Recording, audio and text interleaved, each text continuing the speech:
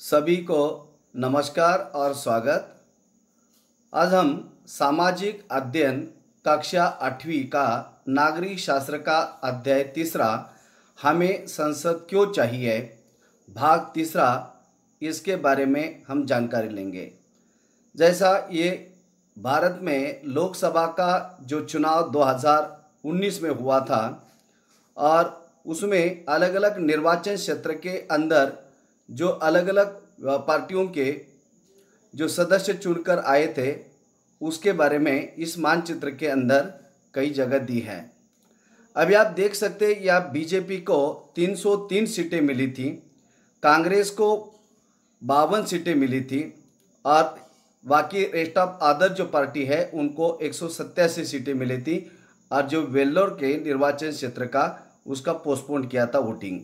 अब उसमें टोटल जो हमारे लोकसभा के सदस्य संख्या 543 और 2 मनोनीत सदस्य होते तो यहाँ 542 का टोटल ये दिया है संसद सदस्य संख्या। अभी आप देखिए ये संसद के काम क्या होते हैं। जैसा कि भारत में हर 5 साल के बाद लोकसभा का चुनाव होता है, जैसा कि चुने हुए जो प्रतिनिधि होते हैं उनको संसद सदस्य कहते हैं या उनको एमपी या मेंबर ऑफ पार्लियामेंट उनको कहते हैं। इन सांसदों को मिलकर संसद बनती है और संसद के चुनाव हो जाने के बाद संसद को अलग अलग प्रकार के काम करने पड़ते हैं। जैसा राष्ट्रीय सरकार का चुनाव लोकसभा के जो प्रतिनिधि है उनको प्रत्यक्ष मतदान के जरिए जो सार्वभौमिक वयस्क मताधिकार भारत के सभी लोगों को मिला है, जिनकी उम्र 18 साल से अधिक है, ऐसे लोग अपने सांसदों को चुनकर भेजते हैं। अब उसमें भारतीय संसद में राष्ट्रपति और 2 सदन होते हैं, जैसा उसमें राज्यसभा और लोकसभा। अभी हम थोड़ी सी उसके बारे में जानकारी लेते हैं कि ये राज्यसभा क्या है और ये लोकसभा क्या है। अब दोनों के बीच में अंतर क्या है। जैसा पहला आप देखिए ये लोकसभा और दूसरा राज्यसभा। हम एक के सामने दूसरा आपको उसका अंतर क्या ये बता रहे हैं। लोकसभा ये निम्न सदन है और राज्यसभा इसको हम उच्च सदन कहते हैं। लोकसभा के सदस्य प्रत्यक्ष जनता द्वारा इनको अलग अलग निर्वाचन क्षेत्र से अपने प्रतिनिधि के रूप में उनको भेजते हैं। राज्यों के जैसा राज्यसभा के जो सदस्य होते हैं वह राज्यों के विधानसभा के सदस्यों उनको चुनकर भेजते हैं, ना कि प्रत्यक्ष जनता राज्यसभा के प्रतिनिधियों को भेजती है। जैसा लोकसभा के सदस्य संख्या टोटल 543 है और 2 मनोनीत सदस्य होते हैं। तो कौन से 2 होते हैं मनोनीत सदस्य अगले वाली स्लाइड में हम देखेंगे। और जैसा कि सदस्य संख्या 233 प्लस 12 सदस्य राष्ट्रपति मनोनीत करते वो कौन से होते वो भी हम आगे देखेंगे। जैसा कि लोकसभा का कार्यकाल 5 साल का और राज्यसभा का कार्यकाल 6 साल का होता है।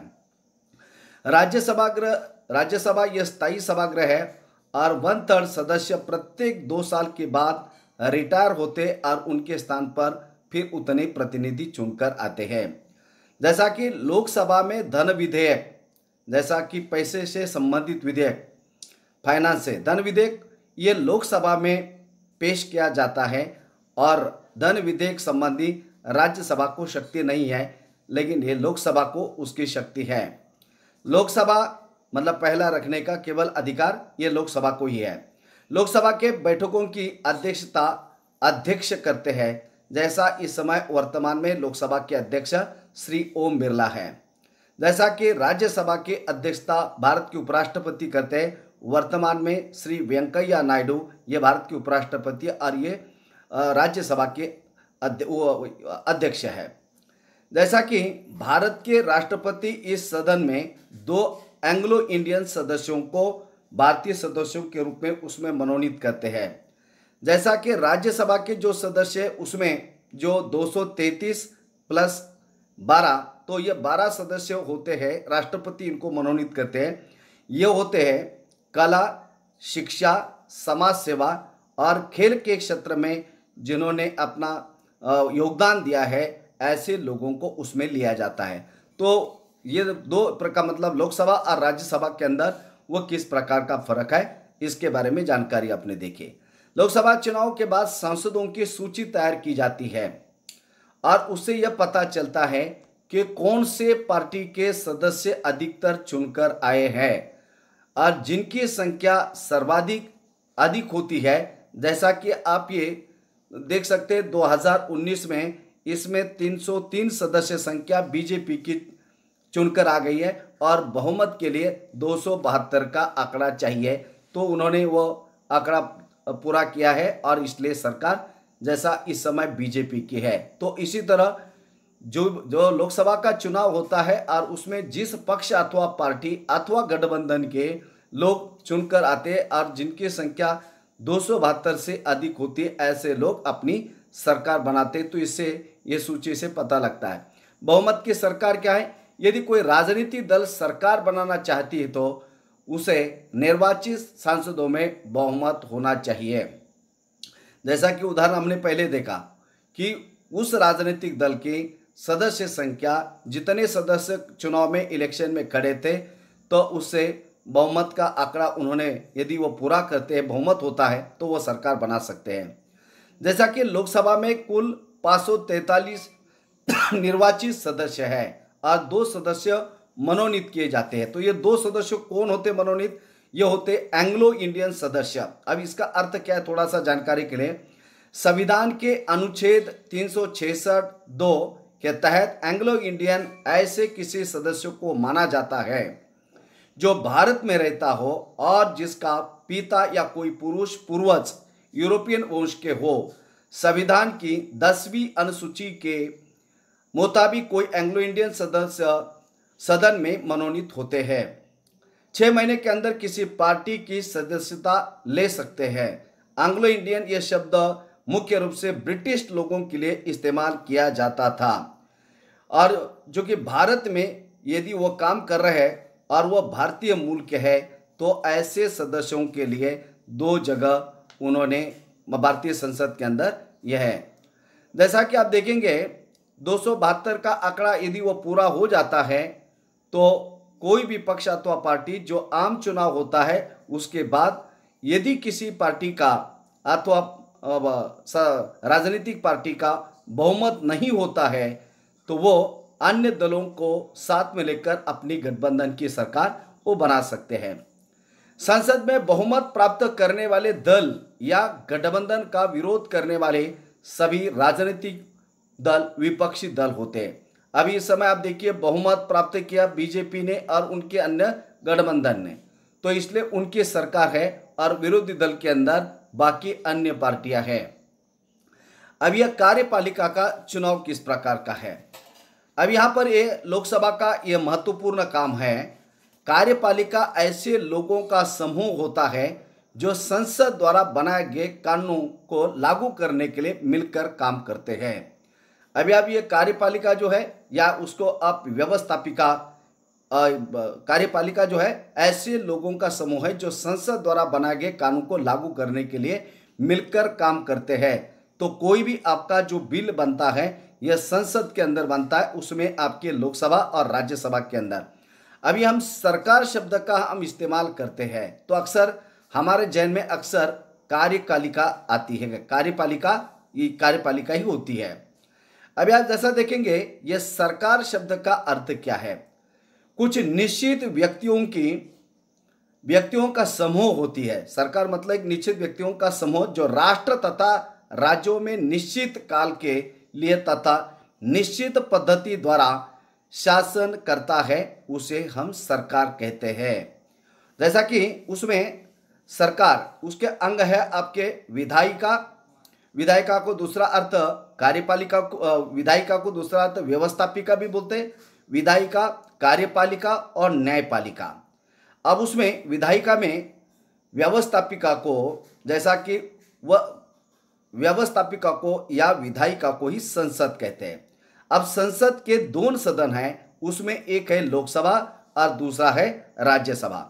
लोकसभा के अधिकतर सदस्य संख्या 552 और राज्यसभा की 250, लेकिन इस समय जो है लोकसभा के अधिकृत जो सदस्य संख्या है वो टोटल 543 और 2 मनोनीत सदस्य मतलब कुल मिला के 545। राज्यसभा का है 250, लेकिन वर्तमान में 245 राज्यसभा के सदस्य, उसमें 233 और 12 राष्ट्रपति के द्वारा मनोनीत किए जाते हैं। और लोकसभा के प्रतिनिधियों को जो जनता प्रत्यक्ष मतदान से उनको चुनकर देती है, जैसा राज्यसभा के प्रतिनिधियों को राज्यों के विधान परिषद के सदस्य उनको चुनकर भेजते हैं। जैसा कि कार्यपालिका के अंदर आता है राष्ट्रपति, उपराष्ट्रपति और मंत्रिमंडल। और मंत्रिमंडल का प्रमुख होता है देश का प्रधानमंत्री। कार्यपालिका व्यवस्थापिका से नीचे होता है। अब तीसरा आता है न्यायपालिका। तो ये न्यायपालिका ये स्वतंत्र है। ये कार्यपालिका, न्यायपालिका, विधिपालिका, इनका एक दूसरे से कोई संबंध नहीं है।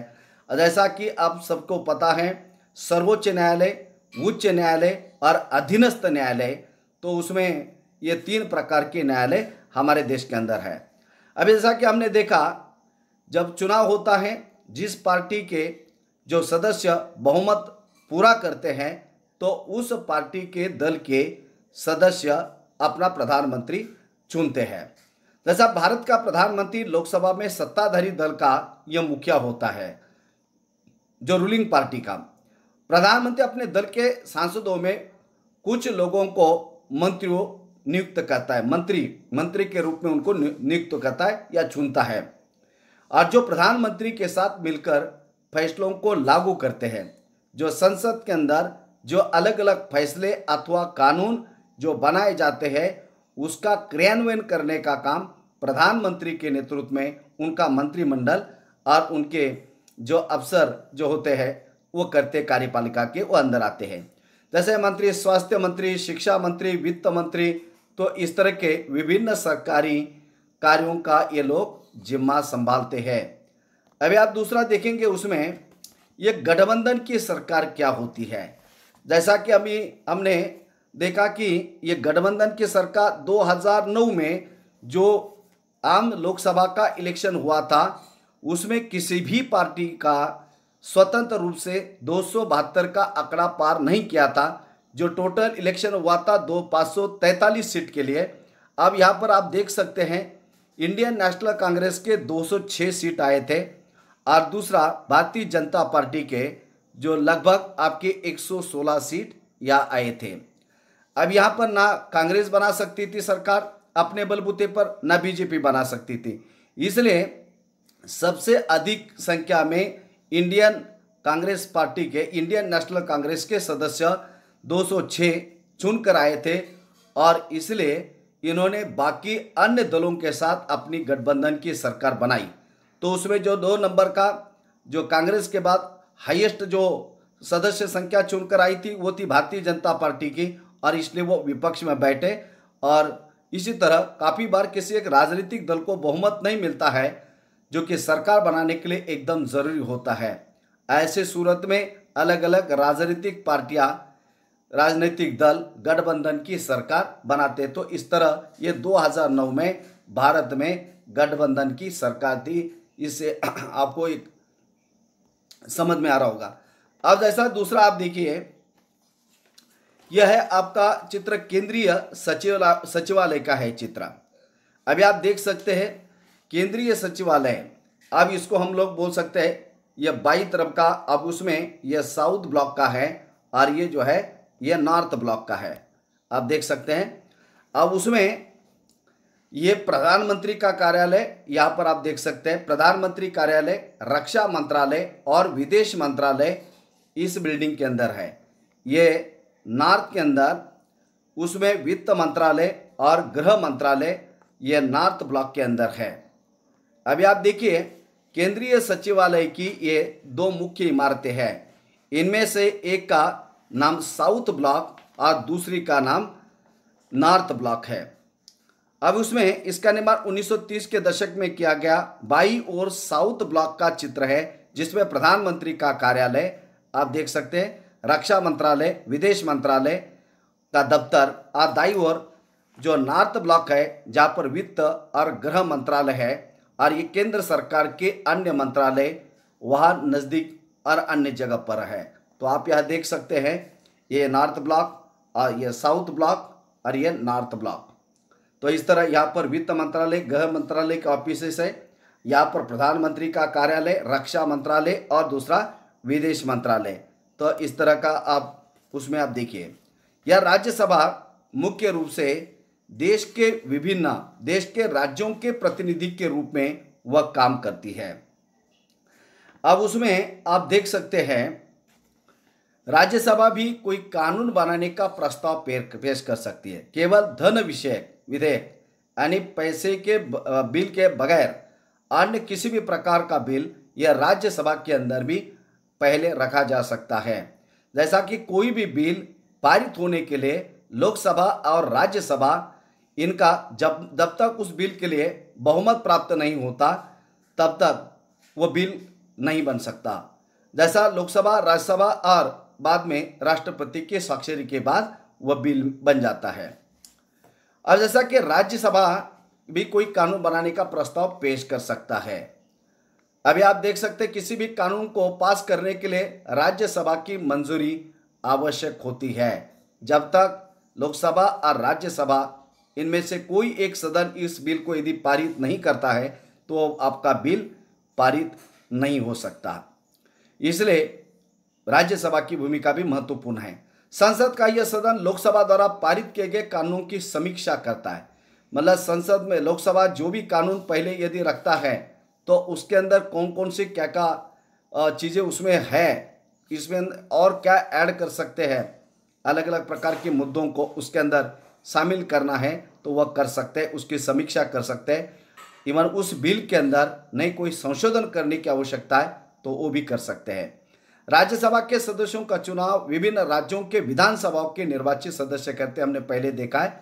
राज्यसभा में 233 और निर्वाचित सदस्य होते अलग अलग राज्यों के, और 12 सदस्य जैसा हमने देखा समाज सेवा, खेल और अन्य क्षेत्र में जिन्होंने अपना योगदान दिया है ऐसे लोगों को लिया जाता है। जैसा कि आप देखिए, सरकार को नियंत्रित करना और मार्गदर्शन देना और जानकारी देना। आप यहाँ देख सकते हैं, जब संसद का सत्र चल रहा होता है तो उसमें सबसे पहले प्रश्नकाल उपस्थित होता है। प्रश्नकाल एक महत्वपूर्ण व्यवस्था होती है और उसमें आपके निर्वाचन क्षेत्र के अंदर यदि कोई समस्या है, देश के किसी भी क्षेत्र में किसी प्रकार की कोई समस्या है तो उसके बारे में संबंधित मंत्री को प्रश्न कोई भी सदस्य लोकसभा में या राज्यसभा के अंदर वो पूछ सकता है। इसके माध्यम से सांसद सरकार के कामकाज के बारे में जानकारी हासिल कर सकते हैं। और ये जितने भी सांसद है वो कोई भी सांसद किसी भी मंत्री को प्रश्नकाल के दौरान उनको प्रश्न पहले से उनको देना पड़ता है, उसकी वो जानकारी इकट्ठा करके संसद के पटल पर रखते हैं। इसके जरिए संसद कार्यपालिका को नियंत्रित करती है। जैसा कि हमने देखा, कोई यदि कानून आपका बनता है तो उसका क्रियान्वयन, जैसा प्रधानमंत्री, उनका मंत्रिमंडल और अफसर उसका क्रियान्वयन का काम करते हैं। सवालों के माध्यम से सरकार को उसके खामियों के प्रति आगाह करते हैं। यदि उसमें कोई कानून बना है और उसमें कोई खामी है, उसका क्रियान्वयन करने में कोई समस्या आ रही है तो उसके बारे में सवाल जो कोई भी सांसद उठा सकता है। इस तरह सरकार को भी जनता के प्रतिनिधि यानी सांसदों के जरिए जनता की राय जानने का मौका मिलता है। सरकार को भी जनता के प्रतिनिधि सांसदों के जरिए जनता की राय जानने का मौका मिलता है कि उनका इस बारे में क्या विचार है। जैसा कि सवाल पूछना ये भी एक सांसदों की महत्वपूर्ण जिम्मेदारी है। सरकार से प्रश्न पूछना किसी भी सांसद की बहुत महत्वपूर्ण जिम्मेदारी होती है। जैसा कि हमने देखा, हर एक सांसद का ये अधिकार है कि वो किसी भी विषय पर सरकार को यानी मंत्री को वह प्रश्न पूछ सकते हैं और उसकी जानकारी जो संबंधित मंत्री है उनको पूरे संसद को देनी पड़ती है। लोकतंत्र के स्वास्थ्य संचालन में विपक्षी दल एक अहम भूमिका अदा करते हैं। जैसा विपक्षी दल का काम होता है सरकार पर नियंत्रण रखना, सरकार की खामियां निकालना और जनता के लिए सरकार किस तरह काम कर रही है उसके बारे में उनका संसद के अंदर या बाहर इस तरह का सवाल उस सरकार के ऊपर प्रश्न पूछ सकती है, सवाल उठा सकती है। जैसा कि वे सरकार की नीतियों और कार्यक्रमों की कमियों को सामने लाती है। सरकार जो भी कार्यक्रम जन कल्याण के लिए लाती है, यदि उसमें कोई कमियां या खामियां हैं तो उसको जनता के सामने, संसद के सामने, संबंधित मंत्री के सामने लाने का काम विपक्ष का होता है। और इसके अलावा अपनी नीतियों के लिए जन समर्थन जुटाते कि सरकार ने इस तरह की नीति अथवा कार्यक्रम शुरू करने से जनता का नुकसान हुआ है, फायदा हुआ है, जन कल्याण हुआ है, और वो समर्थन ये जुटाती कि सरकार ये काम सही कर रही, गलत कर रही। यह सभी काम होता है लोकतंत्र के अंदर में, सभी को भागीदारी, सहमति, यह सब चीज़ें महत्वपूर्ण होती है। आगे जो और चौथा वीडियो हमारा लास्ट का एक और बनेगा, तो आप ये वीडियो और ज़्यादा से ज़्यादा देखिए। धन्यवाद।